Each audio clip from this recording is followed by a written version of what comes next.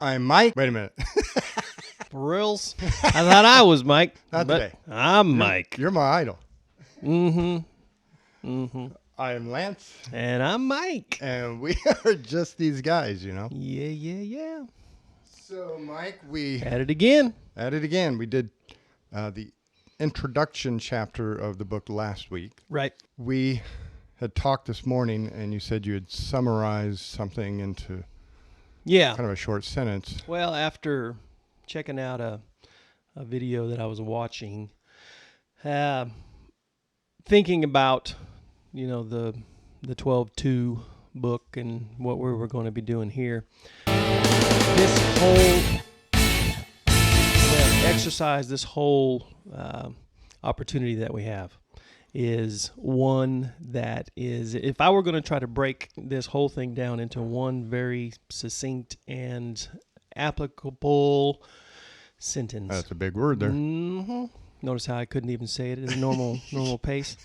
Just a regular guy can't. That's right. This book will, just like the big book, no, I'm not talking about the AA book, but I'm talking about the Bible. Yeah. This book will help us to mature.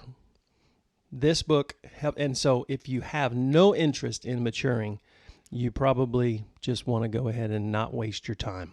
Yeah. But if you have interest in maturing, if you have interest in your relationships getting better, because if I was to put it into one sentence, it would be this. This book will help you learn how to forgive. Excellent. This book will help you learn how to put others first. So put whatever mature thing it is in there. This book will help you. It's what the Bible does. It's what this does, because this is basically inspired by the Bible. Yes. And so that's the value of this.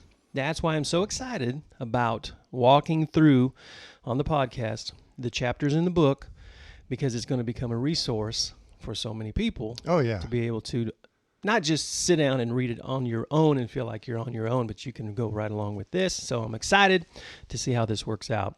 And well, you said, if you don't want to change, if you don't want to, then this book's not for you. Right.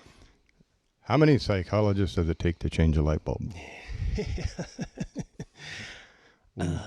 One. Right. But the light bulb must want to change. Yeah, true. So, yep. Well, and it's funny you said that this morning, because I'd spoken with a gentleman who, after he told me what I'm about to reveal, I asked him for consent to share this story, and he was wildly happy to do it. So I will not identify him, but his story is everybody's story that I've ever worked with using these skills, and there's a twist at the end. Gotcha. So has to do with literally changing how you think. Yep. I was trying to think of a cool analogy last night, and I couldn't do it. But if you can just focus on the word restructure. Okay. And so think of the things we might restructure. We restructure our 401k to maximize the amount of earnings it's going to have. We may restructure our company so as to make it leaner, meaner, and more productive. Sure. So restructuring implies there is a structure in place. Sure. And if we're going to restructure it, we're changing the structure that's in place into a completely different design. Yeah. And that's what cognitive restructuring is about. So the restructuring is, first you have to realize that there needs something restructured. Admit that there is something that needs to be restructured. And so it's realizing. No. You want. No. So help me. Well, and the reason why I say no is because I feel most pastors and to some degree most psychologists to a large degree are sitting back waiting for the client to realize there needs to be a change. And I don't see what's wrong with telling them. Sure. Okay. You're going to hell. The reason your life is miserable is because you ain't got Jesus. Sure. You're crazy. The way you're thinking is making your life miserable. They may not know. And so I see it as unethical for me to sit back and wait for them to come to realize that maybe the way they're thinking is causing some of their stress. That's if I go get a surgery, I want the surgeon to come out and say, all right, here's what's wrong with you. Here's what we're going to do. Here's what you will need to do after we're done. Why would I be any different as a psychologist? Yeah. Listen to you, talk to you, and say, all right, here's what you're doing that's wrong. So, you know, they need to understand, but we can give that to them as well. You bet. So if we are tender in our feelers, this might be challenging. No, I've never been tender. I've heard that about you. I've heard you're a bit of a straight shooter. Yeah. Almost. Well, I won't go Almost that far. too much. Yeah. I pushed that line. Yeah, no, it's But I also it's understandable. I understand that. It's best to know, where. And there have been people that I've spoken straight to, simply coming from this place of I have information and knowledge that if you don't understand this, you will continue to be miserable. Sure. So I give you the truth Yeah. in as loving a fashion, but as straight as a fashion as I can. And some people aren't ready to be spoken to like that. They would rather continue to live in that cocoon of safety. Oh, yeah. That it's everybody else's fault. I'm just put upon, and that's safe to Yeah. think I'm not in control. Well, it's like picturing a parachute that is still in, the package on your back, a cocoon of safety, but you're falling. Right. And unless you realize it's time to open that sucker up, things are not going to end well. And the reason why I wrote the book, the reason why I give the lectures that I do, I'm doing a seminar for a state conference next week, and this is going to be smack dab in the middle of it. Like, blah, blah, blah, you know that, blah, blah, blah, you know that. But here's what you don't know. Sure. And what a lot of people don't realize is we can change how we think. Example. Not the best of examples because this cup is not it's opaque. But I can change what I think about. Do I want to think about the cup, or do I want to think about the Kansas City Chiefs cup? Do I want to think about the white cup? Do I want to think about the Chiefs cup? That's the what. And that's where most people live their life, is choosing what to think about. And the reality is most people choose what they don't want to think about. Most people don't even realize they can control what they think about. So why? Why do we choose what we don't want to think about? Because we're fraidy cats. Is that just these guys' language enough? Sure. And this is, they will be thinking about something that worries them or something that upsets them. And as they're experiencing that negative emotion, they will say, I don't want to think about that anymore.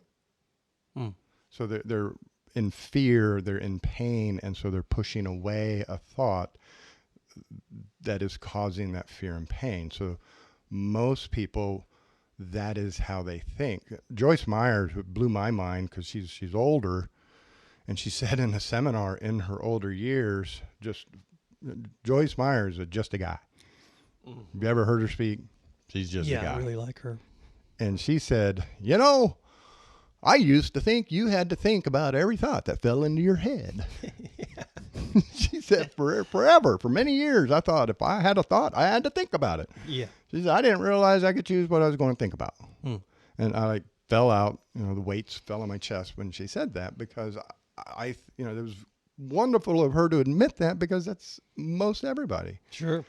If I tell you something, you're going to think about it as you leave, and at some point you may go, I got to stop worrying about that. I got to get to work. Yeah. So that's where most of us live, but what we're doing is we're changing the channels on the TV. What I'm looking at, what I'm thinking about, and usually it's based on what I don't want to be thinking about. So we feel we're in control, but then we also don't feel in control. So if you choose to think about this red cup, Yep. that's the what. Now, is the cup half empty or half full? Sure. That's the how. Yeah. And so people will say, well, it's half empty. And they're implying that they're a negative thinker.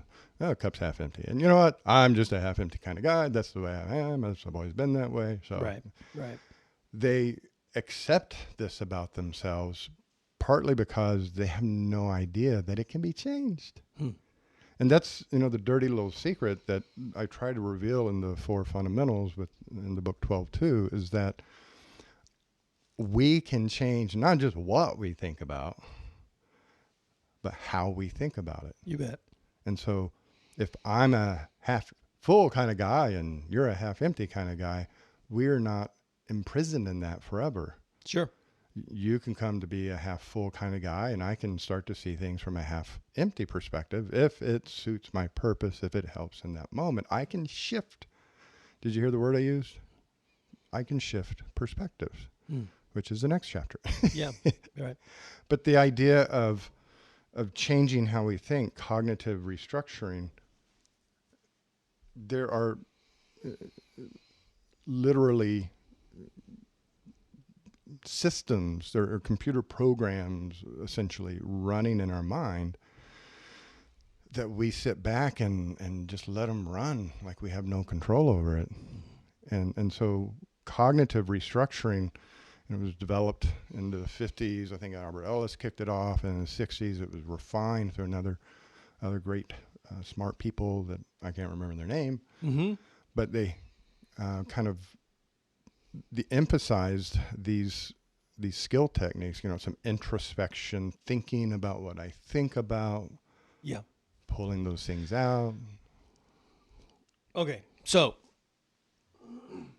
I'm sitting here and I am definitely the student, definitely the one who is trying to absorb all this, grasp all this, with everybody else. And I'm sitting here going, but why do I really need this? Am I thinking that wrong is my perspective of life really that wrong? Like, what are some examples that come flying out that would say absolutely? And that this pretty much includes 99% of us. Your experiences in life, Mm-hmm. how you feel, whether events are positive or negative or neutral. Okay. Those experiences, that's the governing motivator of our life, our experience, how we feel. Okay. So if you can honestly say that these two things, I am happy with every single experience I have all day, every day, all week. And if you can honestly say, I choose every single experience I have all day, every day, all week, then you don't need the book. And you're saying that that's achievable. Yes. Okay. And Well, then I'm excited. it's not me. It's not. I'm not saying it. Yeah, that's right. I'm bringing. This has been said a million times over and over again, and in the field of psychology, that's what cognitive restructuring is about. Because how I think leads to what I feel. Sure. So if I don't like how I'm feeling, I don't tell you to shut up and get out of my house. I don't control you, so why would I try to control you? Sure. If I don't like my experience, I change how I think about the situation to bring the experience that I want. Mm-hmm. Now, that does not mean that I can make every single moment happy, happy, joy, joy. That's not life. Right. But if I'm in a situation where I'm miserable, I guarantee you it is because of how I am thinking. But I can change how I think to make the situation tolerable. You bet. I can change the situation to make it worthwhile. Yeah. Because we're consumed, right, with all of the negativity that everything, I can just say everything that we experience becomes a distraction to be able to stay focused on what we ultimately want, if we want it, and that is to have a clarity and a peace to be able to relate with God's will. It becomes a negative feedback loop. Okay. If I think negatively, I will feel negative. If I think negative, I feel negative, and I'm going to do negative. And then the fact that I'm doing negative is going to feed back into my thinking. So if I think I can't do something, I will feel like a failure before I even try. And thus, when I go out and do the thing, I will do it in such a way guaranteed that I fail. And then that locks in the original thought that I can't do it. And if you've ever had kids, Sure. I can't do it. Yes, you can. No, I can't. No, try. See, I told you I can't do it. Mm-hmm. Now, we laugh at a kid doing that. We do it all day long, every day. Yeah, I was just getting ready to say, are you sure you're talking about a kid?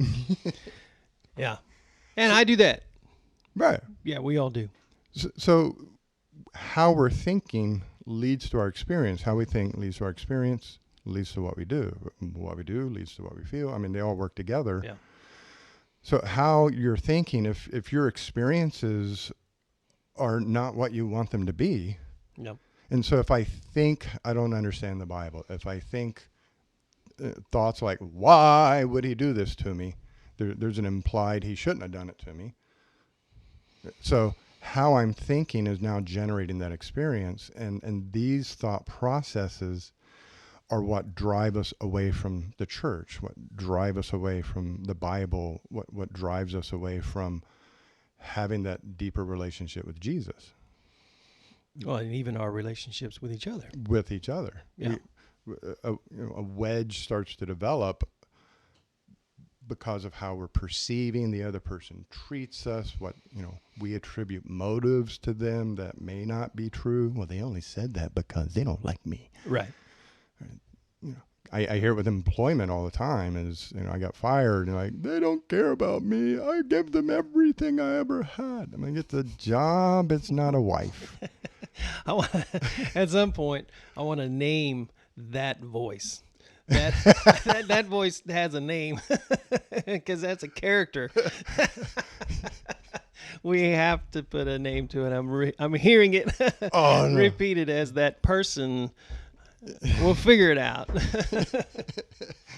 I'm gonna come up with it this week. We'll start I'll be able to say, "Hey, there's so and so." We'll have characters and put on different hats. Yeah. Right. But yeah, changing how you think changes your experience. So honestly, this is, again, it's the dirty little secret. Now, I said this isn't, don't believe me, this isn't me. Right. This is, Paul said. Yep. Paul said. Yep. Finally, my brethren, whatever is lovely.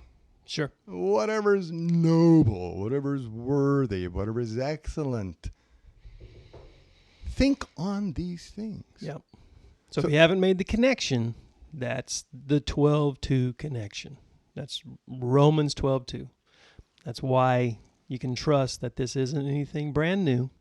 This goes all the way back to Paul being inspired to write that changing your mind is the key, changing the way you think. And that's ultimately...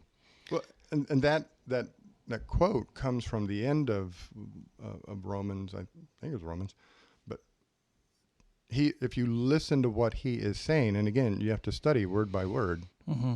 Finally, my brethren, whatever. And so the implication when I say whatever is there's a bunch of stuff here, and now you're going to choose something from that bunch of stuff. So when I say whatever is lovely, the implication is there's stuff they're not lovely. Sure. So whatever is noble. Yep. then that implies there's stuff here that's not noble. Whatever is worthy, that implies there's stuff here that's not worthy.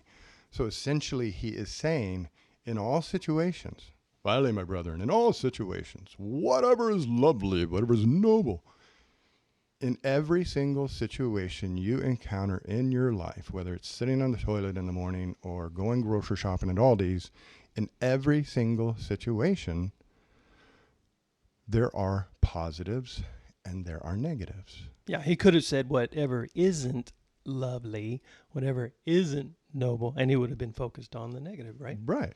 Yeah, and so that's So he's showing us that in a situation there's negative stuff and there's positive stuff. His encouragement is you choose to focus on, and he gives you options. Not every situation is fun, right. but it may be noble. Sure. I don't find it fun going up and, I haven't done this yet, but but going up to the church on Sunday morning at 7 a.m. and mowing the lawn and pulling weeds. That's not fun. The grass is getting pretty tall, by the way. What are you waiting for? I'll call your dad. I'll call what's his name. Right. No, but that's not a fun morning, but it's noble. Yeah. And so rather than focusing on the hard work and how much this sucks and nobody cares, I do all this work for everybody, and what do they say? They just say, thanks. Sure. It's noble. Yeah. This is what I can give. I can't give a lot of money, but I can come up and give of my time. Yeah. A shift, a change in how we think. Yeah. So a shift for me very recently was that this is just one example, and it's one very good example, by the way, of an opportunity to grow, an opportunity to break away from some of the things that are keeping us stuck in a immaturity that we don't want to admit is there. But if we will just simply admit that it's there, that we can grow in our ability to think in a healthier way, then it's just all there for us. It's there for us to experience, and it's all there for us to grow and have a higher quality of life, which, by the way, is not just for us, is for everybody around us. Yeah. And so that's, I get amped up. I get very excited about this. And the extension and where this book can take somebody. And with a lot of things that I do, I'm a broken record, but somebody will come in, with a relationship problem. Right. We're going to start with these 4 things. Yeah. The Bible says that a man without self-control is like a city's been broken into and walls have been laid bare. Right. The heck does that mean? A city back in the day built walls around it to protect itself from outside attack. Yep. And so if the walls are down, Jericho, the city is vulnerable to being attacked by outside forces. Yep. So if you want to be safe, you want your walls up. And so the comparison here, the logical shift in thinking is, if you feel unsafe in your environment, that means you don't have self-control. If you want to feel safe in any environment, first step, develop self-control. You bet. I watched Robert Downey Jr.'s Sherlock Holmes from 2009 the other night, and as I'm watching it, he's running through this maze or a castle or something, and he turns the corner, and unexpectedly there's a henchman. And instead of panicking and freaking out and running out, he steps back and he thinks through a plan. He is focusing on controlling himself. Sure. Okay, here's a challenge. How am I going to face this challenge? Let me come up with a plan. Yeah. And then he turns the corner, executes his plan, and keeps going. Yeah. So he is safe, not because he's a badass fighter. He is safe because he is focusing on controlling himself. You bet. Deciding how to approach the situation and then executing that plan. Yep. So I'll take that analogy one step further, because in my mind, this is pretty brilliant. That's to be concluded when it comes out of my mouth, because you know how there's a proverb that says about the fool who keeps his mouth shut and just keeps everybody from understanding how foolish he is. If your walls are fortified, there's another layer of protection that you can put in place, and that would be a pack of dogs inside the house. Which, by the way,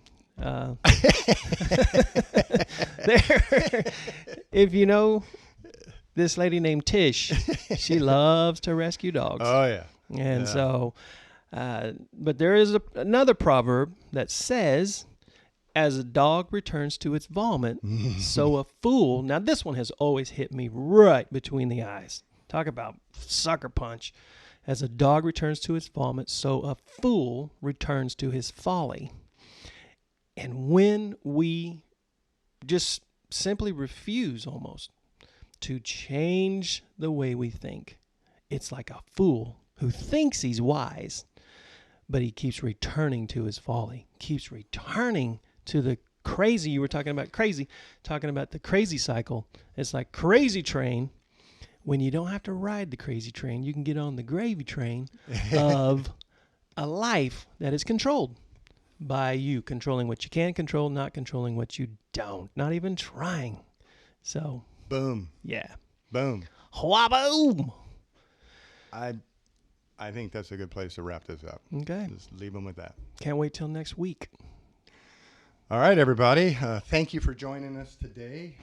I am Lance, And I am Mike. and we are just these guys, you know. Have an awesome week. See you next week.